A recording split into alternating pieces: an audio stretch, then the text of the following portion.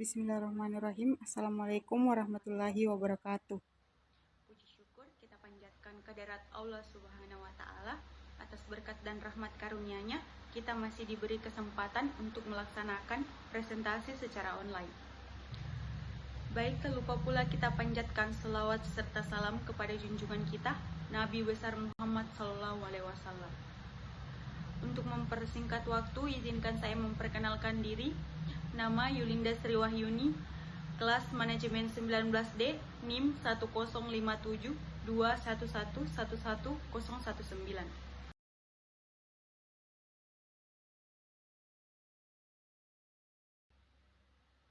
Baik, adapun tema yang akan saya bawakan pada hari ini yaitu karakteristik perusahaan manufaktur dan struktur biaya. Yang pertama, jenis perusahaan. Secara umum, perusahaan dibedakan menjadi 3, yaitu perusahaan dagang, perusahaan jasa, dan perusahaan manufaktur. Pembahasan mengenai penyusunan anggaran akan lebih difokuskan pada perusahaan manufaktur. Perusahaan manufaktur memiliki beberapa ciri yang berbeda dengan perusahaan jasa dan perusahaan dagang. Ciri-ciri khusus tersebut berkaitan dengan jenis persediaan maupun jenis dan struktur biaya.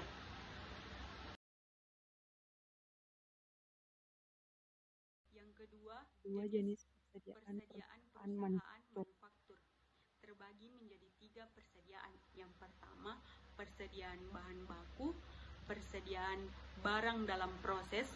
Yang ketiga, persediaan barang jadi. Jenis dan pengelompokan biaya. Terbagi menjadi 5 bagian. Yang pertama, biaya bahan baku. Biaya yang dikeluarkan untuk membeli bahan baku yang digunakan untuk menghasilkan suatu produk jadi tertentu. Yang kedua, biaya tenaga langsung. Biaya yang dikeluarkan untuk membayar pekerja yang terlihat secara langsung dalam proses produksi. Yang ketiga, biaya overhead, di mana biaya-biaya selain biaya bahan baku langsung dan biaya tenaga kerja langsung, tetapi juga tetap dibutuhkan dalam proses produksi.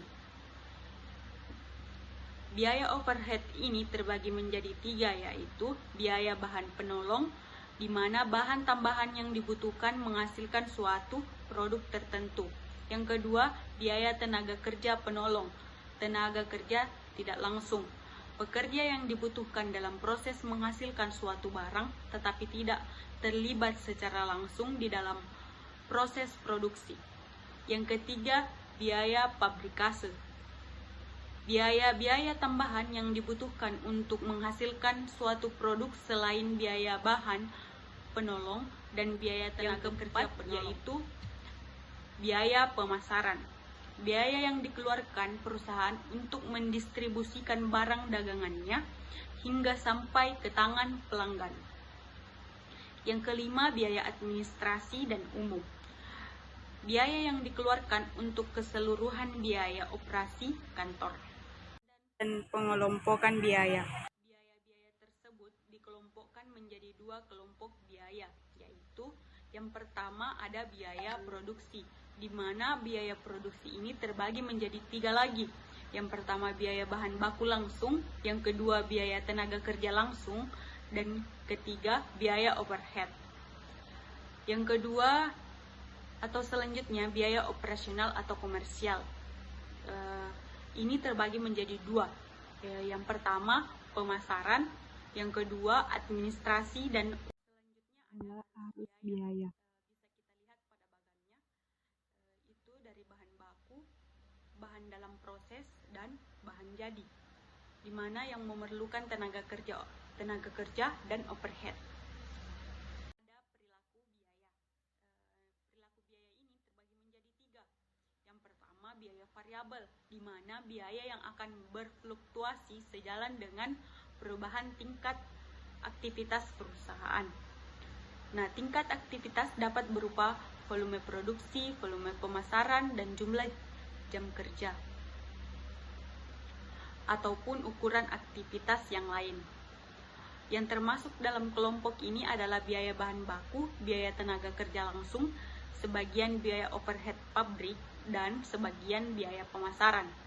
Yang kedua ada biaya tetap, biaya yang relatif tidak akan berubah walaupun terjadi perubahan tingkat aktivitas dalam batas tertentu.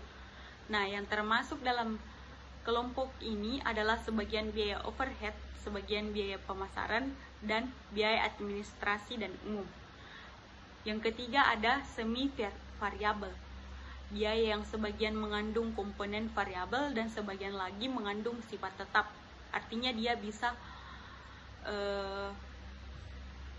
menggunakan dua. Untuk perilaku biaya selanjutnya bisa kita lihat pada tabel di mana jenis biayanya terbagi menjadi dua, yaitu biaya produksi dan biaya operasi. Di mana dalam biaya produksi terdiri menjadi tiga, yaitu biaya bahan baku langsung, biaya tenaga kerja langsung, dan biaya overhead.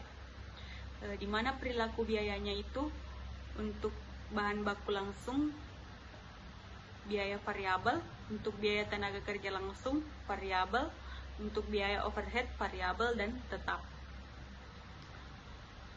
Selanjutnya ada biaya operasi, di mana terbagi dua. Untuk biaya pemasarannya dia memakai biaya variabel dan tetap. Untuk biaya administrasi dan umum dia hanya memakai biaya tetap, maksudnya perilaku tetap. Sumber Sandang adalah produsen kemeja pria yang berlokasi di Bandung. Pada bulan Oktober 2008, sebagian akuntansi mengumpulkan data yang terkait dan diperlukan untuk menyusun anggaran tahun 2022. Untuk tahun 2022 mendatang, perusahaan merencanakan memproduksi sebanyak 60.000 setel pakaian. Untuk menghasilkan 1 setel pakaian dibutuhkan kain sebanyak 2 meter, di mana harga kain tersebut adalah 10.000 per meter, sedangkan upah tukang jahit adalah 5.000 per setel pakaian. Biaya overhead yang dibutuhkan adalah sebanyak 400 juta, di mana 40% dari biaya overhead tersebut diperkirakan merupakan biaya variabel dan sisanya adalah biaya tetap. Biaya pemasaran yang dianggarkan sebesar 600 juta rupiah, di mana sebanyak 20%-nya diperkirakan merupakan biaya variabel dan sisanya merupakan biaya tetap. Sedangkan biaya administrasi dan umum dianggarkan sebesar 300 juta, yang semua merupakan biaya tetap. Pertanyaannya, berapakah besarannya biaya tetap dan biaya variabel yang dianggarkan PT Sumber Sandang untuk tahun 2000? Yang kita ketahui itu biaya bahan baku 60.000 setel dikali 2 meter dikali 10.000 sama dengan 1.200.000 juta. Yang diketahui selanjutnya yaitu biaya tenaga kerja langsung 60.000 setel dikali 5.000 sama dengan 300 juta. Untuk rinciannya kita bisa lihat pada tabel. Itulah tadi presentasi dari saya. Kurang lebihnya mohon dimaafkan. Lillahi fisabilillah. Wassalamualaikum warahmatullahi wabarakatuh.